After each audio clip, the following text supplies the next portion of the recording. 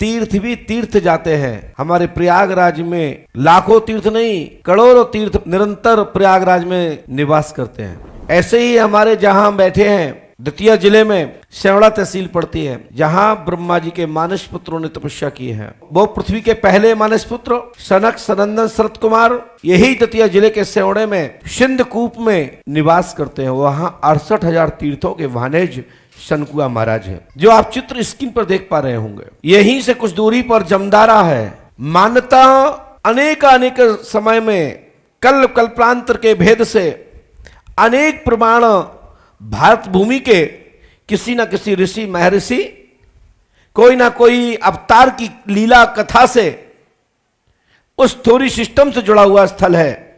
भारत का कोना कोना धार्मिक स्थल है, क्योंकि भारत भूमि ही तो ऐसी भूमि है जहां तीर्थ निवास करते हैं, देवता निवास करते हैं, साक्षात नारायण भारत भूमि में जन्मते और प्रकटते हैं। यही सेवड़ा से कुछ ही किलोमीटर दूरी पर जमदारा नाम का एक स्थल है, जहां जमदग्नि ऋषि हुए हैं, जहां माता रेणुका का जमदग्नि ऋषि ने अपने सिर कलम कर दिया। वही स्थान जमदारा है जहां परशुराम जी का जन्म होता है। भारत के और भी ऐसे भूमिखंड के स्थल के प्रमाण मिलते हैं कि परशुराम जी यहां जन्मे। कोई कहता है यहां जन्मे, जैसे मालवा क्षेत्र में इंदौर क्षेत्र में जामापाव नाम का एक स्थल है, जहां चरणावर्ती चंबल का प्राकृतिक स्थल है, जो गाय के चर्म के पसीने से उद्गम जो चरणावर्ती चंबल के नाम से जो नदी है, वहीं पास के एक तालाब से प्रकट स्थल माना जाता है। उसी के पास में कुछ दूरी पर जामापाव नाम का स्थल है, जमदग्नि ऋषि का आश्रम है, और बताते हैं कि परशुराम का जन्म यहां पर हुआ, जो कि यह सत्य नहीं है। प्रमाण बुंदेलखंड के और ग्वालियर संभाग के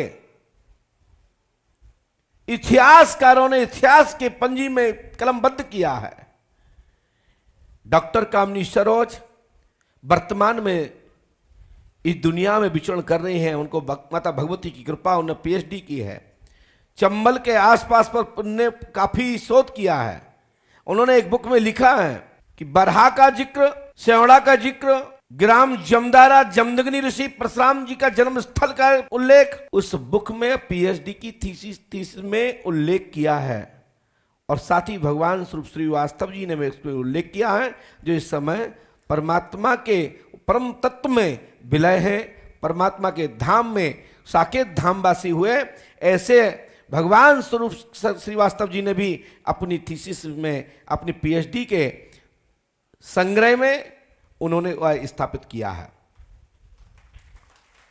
यह भूमि दतिया जिला, भिंड जिला एक पवित्र स्थल है, जहां मां रतनगढ़ वाली माता, भिंड जिले से लगे हुए डॉक्टर हनुमान दुंदरुआ सरकार, भिंड जिले से लगे हुए श्री काक्षी सरकार, परम पूज्य सदगुरुदेव श्री हाथीवान जी महाराज, सनकुआ धाम और पीताम्बरा माता, और पीताम्बरा माता और रतनगढ़ के बीच में हनुमान ला पंडोकर सरकार की किलकारी भारत में ही नहीं पूरे विश्व में गूंज रही है।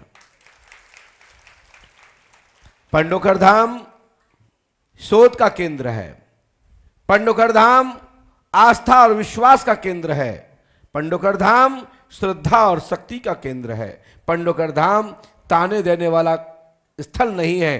पंडोकर धाम आप पर अंकुश लगाने का केंद्र है। जो गलत काम करता है, जो लूटता है, लोगों को बेवकूफ बनाता है, किसी प्रकार से धर्म को जो आलोचना करता है, धर्म का जो द्रोही है, या धर्म की ओर में सनातन को नष्ट करने के कोई षड्यंत्र रूपी कोई प्राकृत हुआ है और सनातन की ओर लिया है, उस पर पंडोकर सरकार दरबार अंकुश लगाता है।